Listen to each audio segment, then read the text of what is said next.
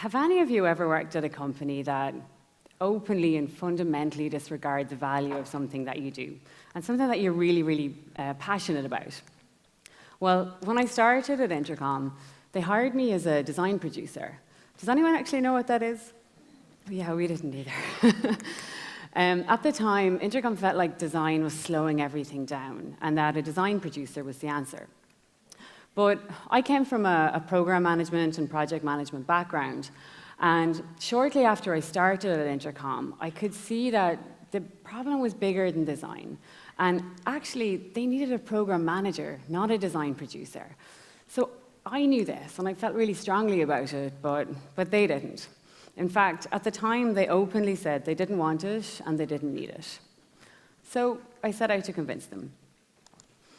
I'm going to tell you the story of launching a brand new product called Educate, the problems that the teams faced at the time, and how I introduced program management to save the day and ultimately solve those problems.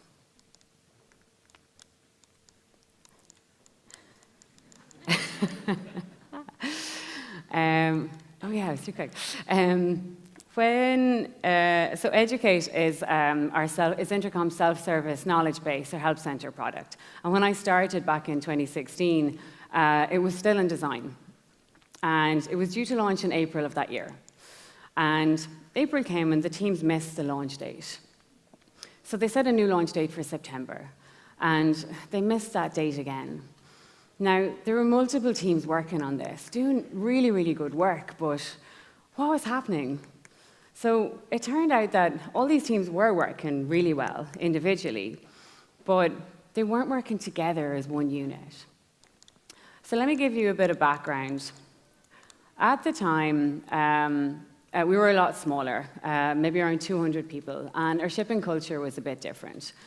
So nobody ever committed to dates, nobody ever even talked about them. There was no such thing as a project plan or estimates. And teams basically, they set goals and they worked towards them weekly. There was limited or no documentation. So up to this point, everyone still fitted in one room, or at least in one building. And they used whiteboards and they talked to each other. So when things went wrong or when things changed, they just spoke and they let everyone know.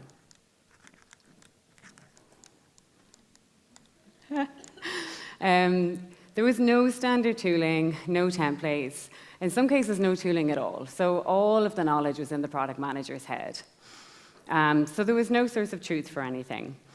But this all resulted in a lot of flexibility for the teams, and it actually worked really well. The teams shipped a lot. But as we got bigger, more teams had to work together to ship these products and features. And what was working when we were small and scrappy no longer worked. And this is what we were seeing with Educate. So as I said, there were multiple teams working on launching this new product. There was a team in Dublin that was designing and building the product itself. There was a team in San Francisco who are designing the onboarding experience for new users of the product. And then a bunch of marketing teams that were led by the product marketing manager who were figuring out how to talk about this product and how to sell it. And they were working on landing pages and blog posts and videos. And the product manager was the single kind of source of information across all of these teams. Now, reliance on that one person was quite dysfunctional, and it was really inefficient because they were being interrupted all the time, asked for updates and what's happening next and where's design at and who's working on what. And they didn't really have the time or the headspace to figure out what all the teams were doing and when. And because there was no source of information, there were multiple swoop and poop incidents. So this is, I'm sure you're all familiar with this, when leadership get a sense of something going a bit off over here, and because they don't really know what's happening, they swoop in and they get a little bit too involved, and then they fly back up to their nest again, often leaving a trail of shit behind. Now, no one ever felt good when this happened, but sometimes it was needed to get teams back on track and to get everyone aligned. So at scale, this broke. The ways of working just didn't scale when we had multiple teams. So we missed our launch dates. We missed our company goals. This was becoming a big problem. So all the while, I could see that done well, program management could actually solve this problem. But Intercom didn't. They were totally against it. So I was trying to convince them, but they just didn't get it. They didn't understand it. They thought that it wasn't the solution. Besides, we had product marketing managers and PMs. It was their job to ship these products, right? But the teams missed the second launch date for Educate, and suddenly there wasn't a whole lot left to lose. So I joined the team as program manager. And this was finally my opportunity to show them that program management was actually the solution. So I put some simple structures in place using some basic program management techniques. We defined milestones. We identify the risks and areas of ambiguity. We agreed approvers and put a communications plan in place.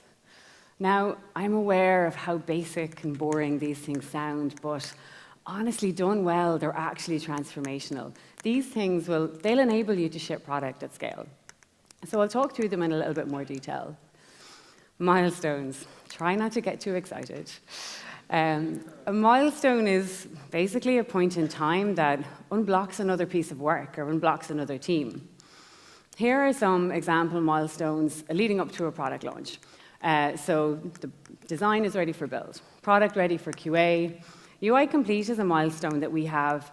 It's a couple of weeks out from launch, and it's when the product stops changing, the front end stops changing, to give the marketing teams time to create videos and screenshots for launch.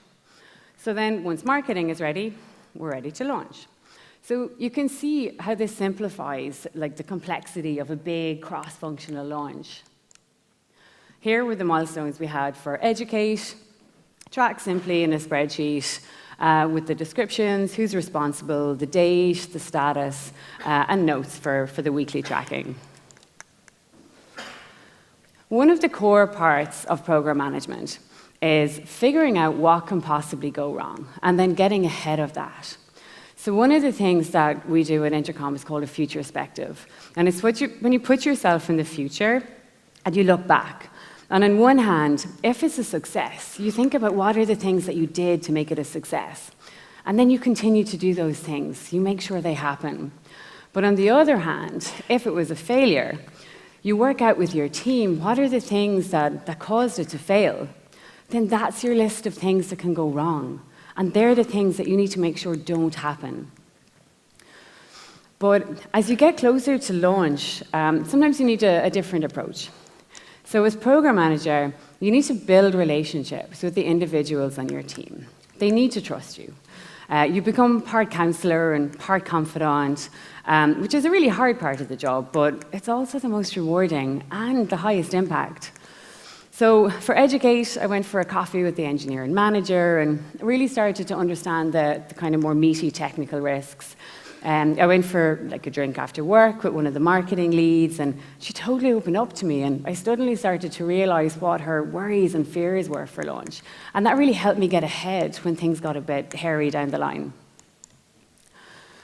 Now, I don't know how you all work, but at Intercom, there's no shortage of great visionary ideas and a load of hustle to get moving on them, but there's also a lot of hand-waving over the details.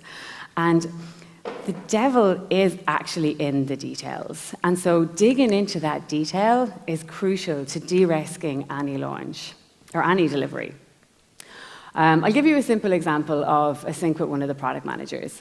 So I asked him, what's the plan for end-to-end testing? And he said, oh, it's okay, we got it, it's all planned. And I said, great, so how's it gonna work? And he said, oh, we talked to the team in San Francisco, you don't need to worry about it, it's fine. So I said, awesome, so who's doing what? And are you writing the end-to-end test scripts?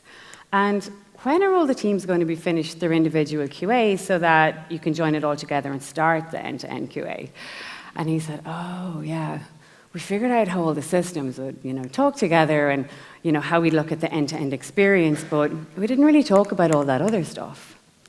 And that's it. It's the other stuff that will come to bite you in the ass in the run-up to launch. And so again, we tracked everything in the same spreadsheet. This is the risk table from Educate. We prioritized and marked the severity of each one, tracked the status, and we listed out the mitigating actions. What are the things we're going to do to make sure these things don't happen? And weekly then, we communicated out the biggest risks or any new ones that came up. So when you work in a company where everyone is or was a designer at some point in their career, myself included, it can be really hard to agree who's going to make the final decisions on design and the final decisions in general. There's always loads of really experienced voices with loads of valuable insights and opinions, but if you listen to them all, we'd never get anything done.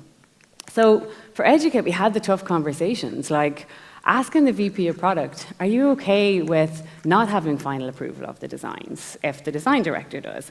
Basically, are you okay with not having your voice heard? And surprisingly, more often than not, people are okay knowing that someone they trust has got this and they don't have to worry about it anymore. So for Educate, we introduced the DAISY. Does anyone know what that is?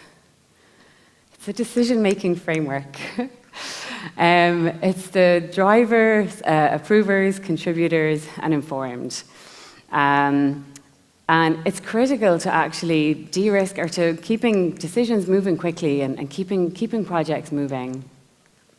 And again, we tracked it in a simple spreadsheet. You can have a DAISY at the highest level and then also per tasks. And this is the one for design for Educate. You're probably gathering by now as well that communication is key to all of this. So gathering all of this information and then figuring out who needs to know what when, and then how are you going to communicate it out to them. So for Educate, I started sending a weekly update. You can see it's super simple. This actually got the most feedback of anything I had ever done. At Intercom, this was our first single source of truth about a project across all teams. It took a whole load of complex information and bubbled it up into one neat little package and put it into people's inbox weekly. And again, it linked to the spreadsheet. But this was obviously just the tip of the iceberg. There was a load of other stuff that happened behind this. There was weekly syncs with all of the teams, program syncs, a Slack channel for contributors, etc. So for the first time, we had someone looking at the bigger picture, conducting the orchestra, and making sure that all the teams were aligned and working together. So everybody knew what was happening and when, and everyone was calm. We set a new launch date, we worked towards it. Now, issues come up, of course, but we dealt with them within these structures. And guess what? We hit our launch date. So no dramas, no surprises.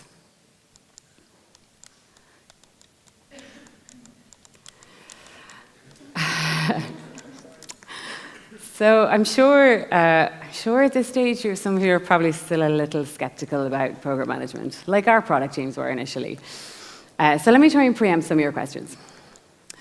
Can software do this? Can't we use software to track these big projects? Well, most of what we do is communicate, and we talk to people, we gain trust, we build relationships, we partner with people and support them. So it's a people role. You can't do that with software.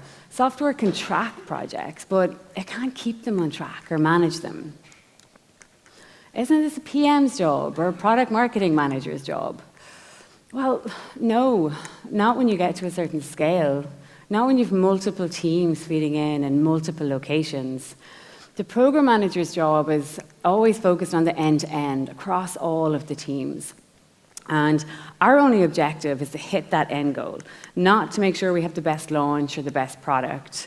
And also, it means that we're neutral. So if tensions come up between teams, we're there to calmly, diffuse any situation. But isn't this just busy work for us PMs? Well, initially, it does feel like it takes up more time from the PM because you need to like sync up and get updates and plan milestones. And the payoff can take a little while to realize, but as Michelle, one of our PMs, said, the tapping on the shoulder just stopped. She could suddenly concentrate on her work and be an amazing PM. There was no poop, or less of it anyway. And yeah, everyone knew it was happening and had the confidence that we were going to hit our goals and that we were going to hit our targets. So Educate launched almost 2 years ago.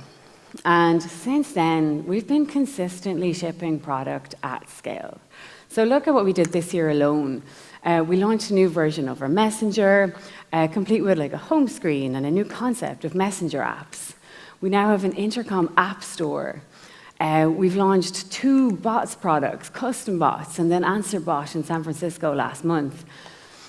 We're now over 600 people, nearly 700 people. Our launches are bigger, they're more ambitious, they're more technically complex, but we continue to ship these things at scale, on time, and in a calm way, and we're moving as fast as ever, and program management is foundational to that.